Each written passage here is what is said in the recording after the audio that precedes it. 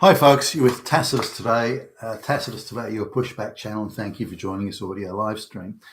In this essay, I'd like to talk about the definitions of tyranny.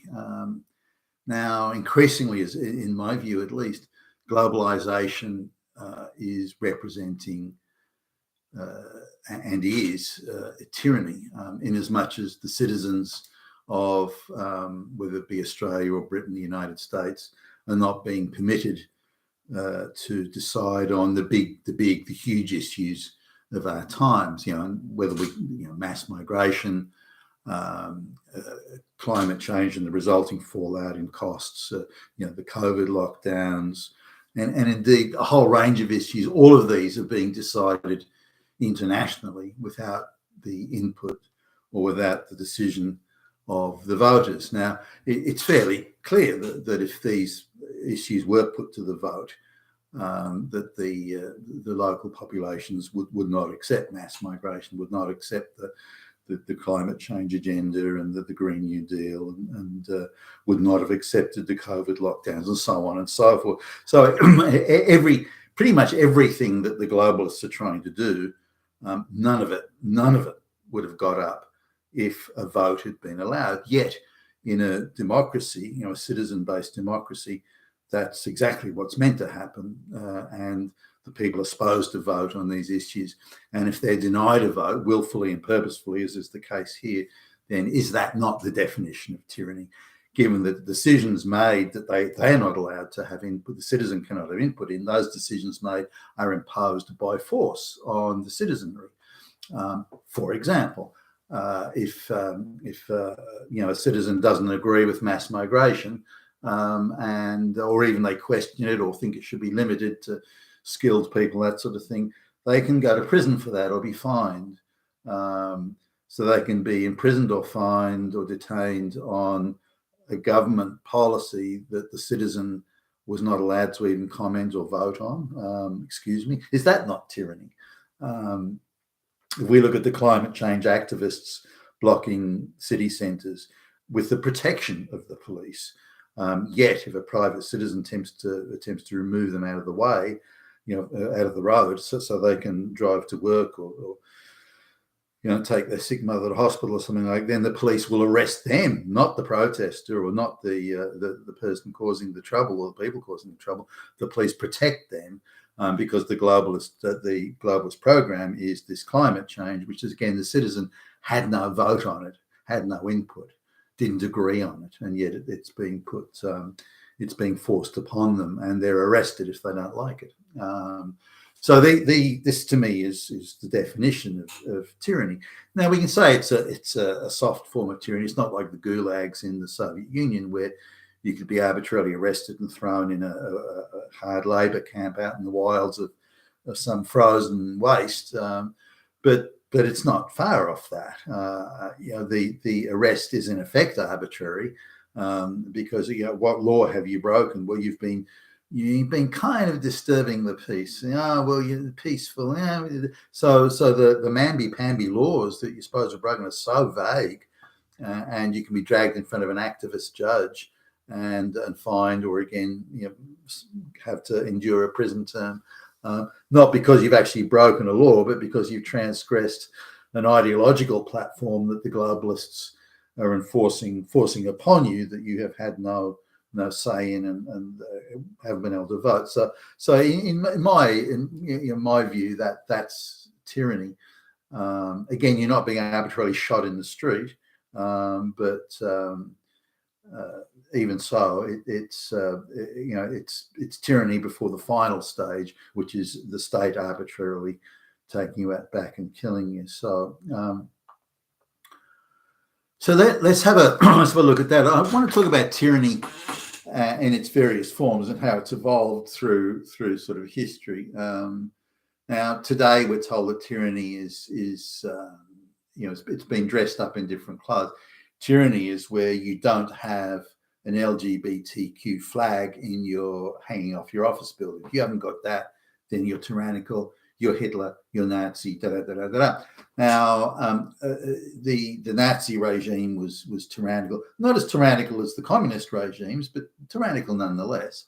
And therefore, the Nazis and Hitler are invoked every time somebody wants to point in the direction of tyranny. But the sweep of tyranny in history is a bit broader than that.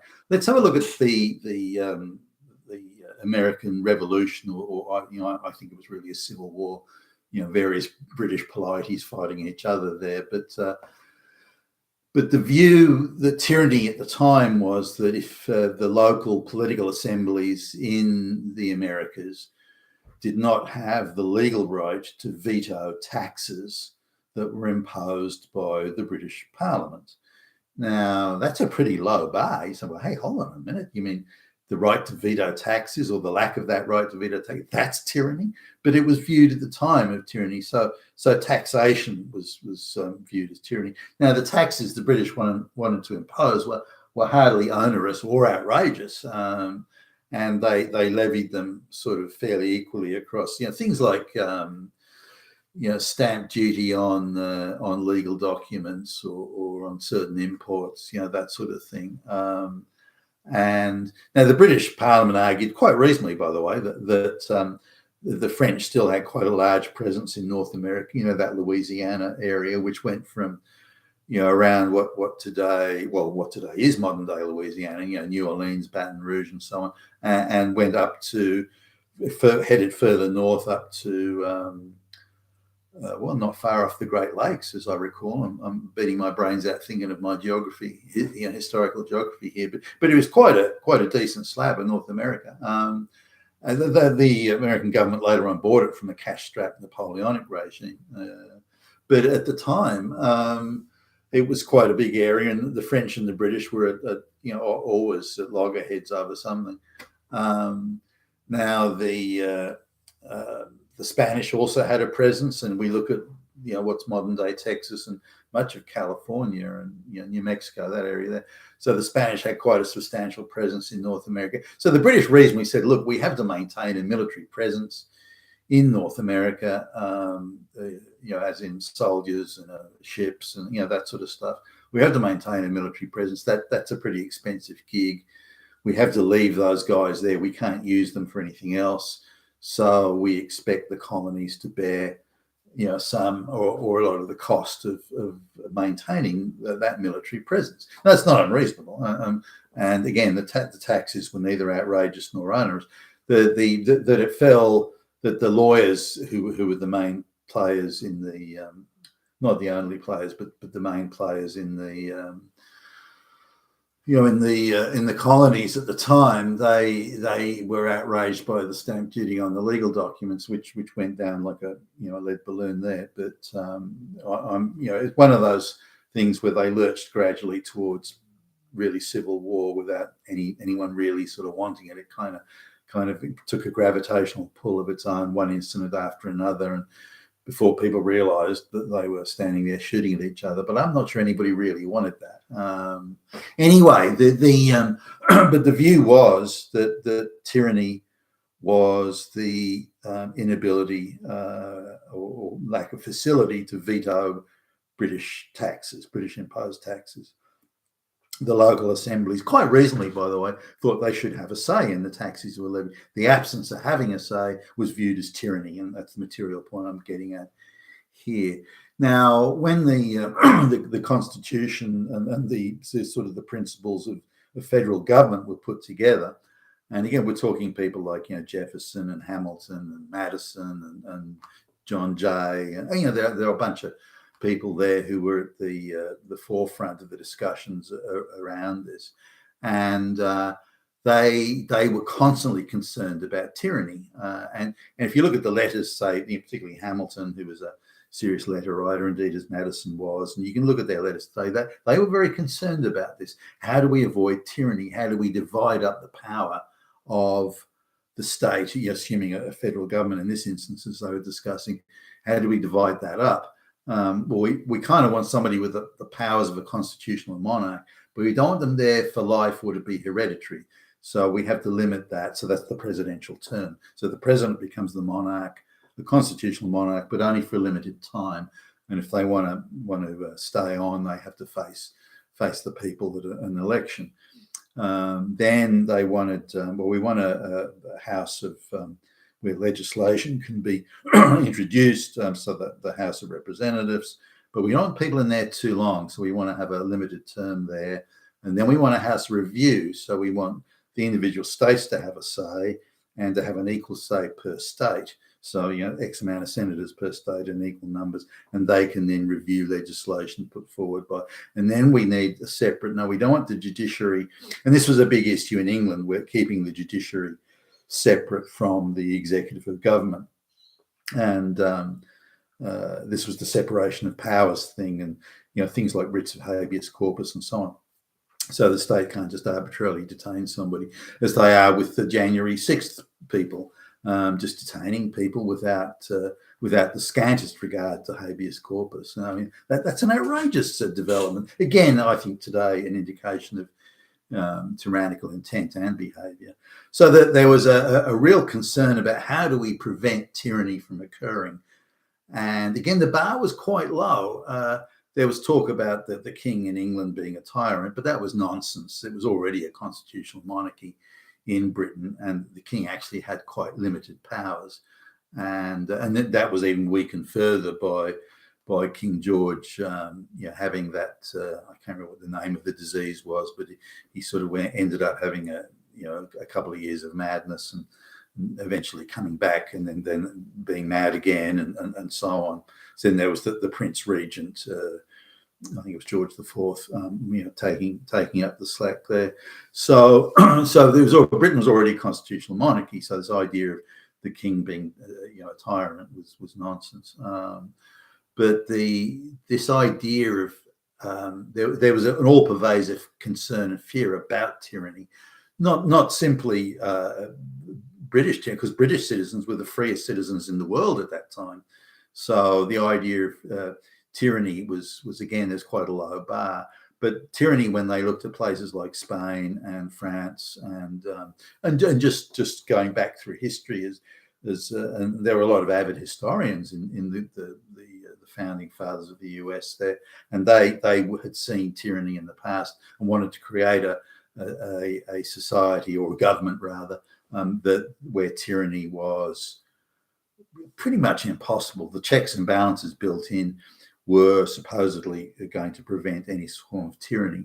Now, we also see this sort of development, if you like, in, say, particularly from 1830s England or Britain, where there was a view that by extending the franchise, that is the number of voters, and making sure that the politicians were accountable to the people, the courts were independent, the House of Lords could review the legislation produced by the House of Commons, and that there would be the Lords will be added to over time to prevent this purely small group of hereditary aristocrats controlling it. So they were also very mindful of, and if you look at the writings of prime ministers like Benjamin Disraeli, William Gladstone, Asquith, and Lloyd George, among others, there was this concern about tyranny and about preventing a small group of people taking control and then dictating to the rest of the populace. Now, there were times when you could say tyranny applied. For example, in World War I and World War II, the government effectively took over and controlled the economy. They wanted the entire productive resources of the economy turned over to the war effort, and that happened in World War I and World War II. You saw it in World War II in the United States, where again the government took a huge role in the running of the economy and things like arbitrary detention. These were considered to be exceptional circumstances requiring temporary suspension of some of the legal protections against tyranny. And you could see it, say, in the Civil War, the American Civil War, Abraham Lincoln suspending the writ of habeas corpus as a case in point. Now, I think that was the wrong thing to do. I think there should have been far more pushback than there was, and he should have been prevented from doing that. But you can see his reasons for doing it. But I don't believe that should ever be an acceptable standard, because we see it again happening now with January 6th, where the globalist controlled politicians and judiciary are using, as in an invented threat, and then using that to suspend the writ of habeas corpus. I don't think that sort of thing should ever be allowed. And to me, that is the definition of tyranny.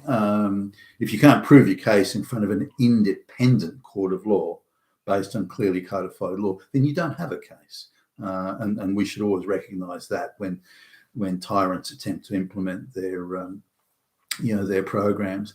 Now, so where are we today when we look at tyranny?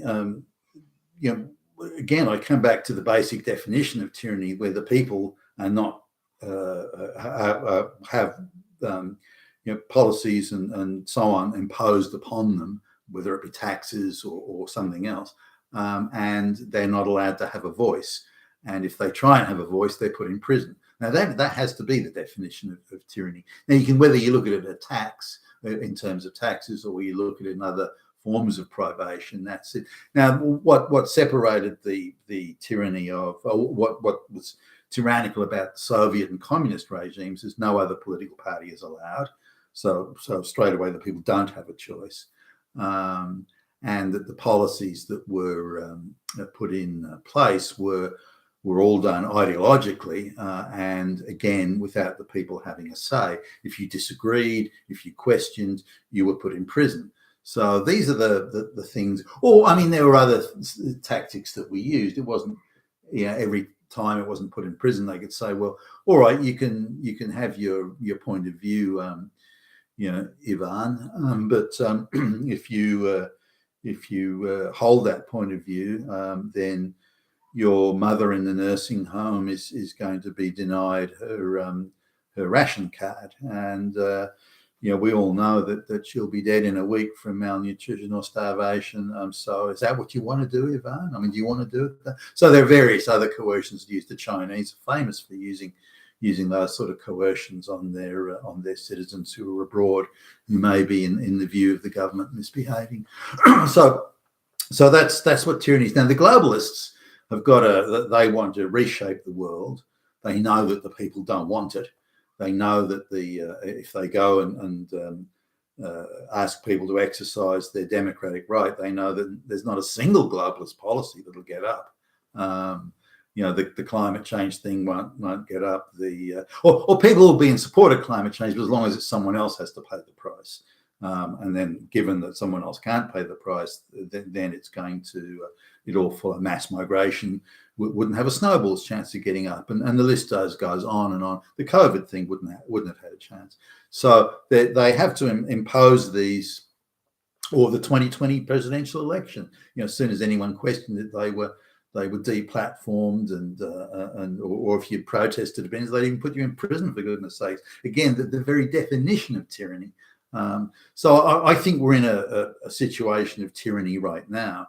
Now, sure, we're allowed liberties. Like I can still, I was about to say I can still do business, but even that's starting to be limited now. More and more situations, certainly that I come across, where race and gender quotas and things like that are coming in, or where onerous registration fees and insurance fees are imposed if you want to do business with government in certain areas. So only the big multinationals can do that, because only they can afford to pay those meet those sort of business transactional costs. So anyway, just looking at this, I'd say we're already in a state of tyranny, because the citizens are not permitted to vote on these big issues that are hugely affecting our lives. And we're deliberately being not allowed to have a decision, because the decision wouldn't be in the interests of those that are imposing it upon us. Thus, again, yet another definition of tyranny. You've been with Tacitus today at Your Pushback channel, and thank you for listening.